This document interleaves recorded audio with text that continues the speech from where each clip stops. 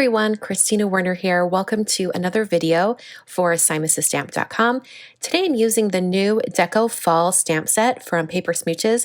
This is a STAMPtember 2019 stamp set. So this is one that if you like it, you want to grab it as soon as you can because it's limited time only, and once it's gone, it's gone. Starting out with some Neenah Desert Storm Environmental cardstock.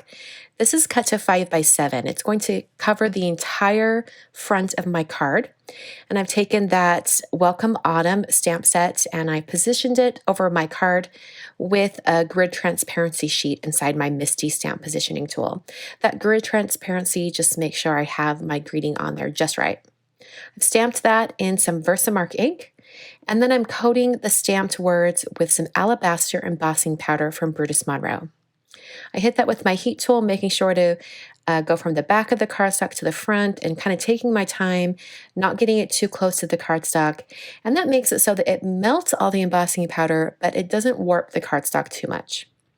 Now I'm going to do a bunch of stamping. I'm going to be doing some multicolor stamping with distressed oxide inks, starting out with mustard seed, and I'm going to ink up just 1/2 of this leaf shape. I want to make sure it's nice and inky. Then I'm going to take a paper towel and use my fingers to dab off some of that ink right at that bottom line where it transitions into the rest of the leaf. I'll go ahead and swing the door of my MISTI over, and that stamps only the top half of the leaf. Now I'm going to take another color. This is ripe persimmon, and I'm putting that on the bottom half of the leaf that had no ink on it before. I'll take that paper towel and dab off that area where the two colors transition. That just softens the line of ink. So now when I stamp it in the same place as it was before, it adds the orange color to the bottom of that leaf image. I'm now going to use a pumpkin image from the stamp set, and I'm using some aged mahogany ink.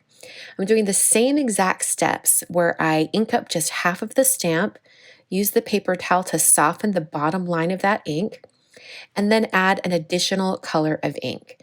The color I'm using is ground espresso, and I'm going to put that on the bottom of the pumpkin area, and then once again use that paper towel and my fingertips to dab off that top line of ink. This is going to transition the color from that dark maroon red down into the brown. So when you're doing stamping like this multicolor stamping, you want to make sure that your cardstock is always nice and tight in the corner of your stamp positioning tool. And you want to check it multiple times, because if that cardstock is off at all at any time during your stamping, you might get some weird double stamping, or the images might not line up the second time you stamp.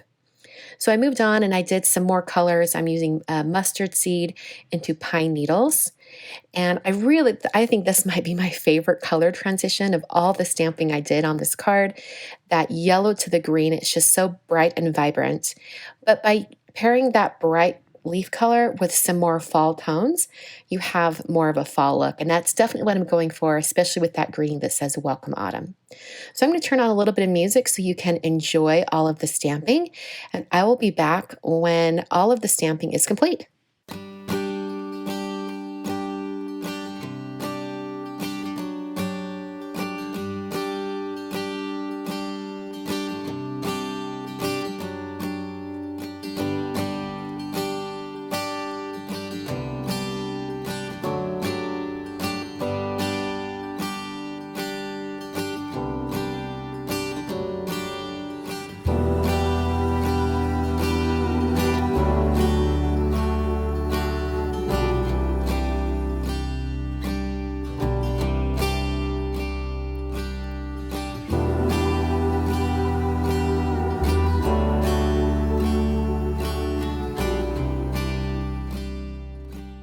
After I filled in all the little gaps with some of the smaller leaves, I then took a white pen, this is a Jelly Roll number 10 bold pen, and added some little dots and some little sparkles just to fill in some of those gaps going all the way around my stamped images.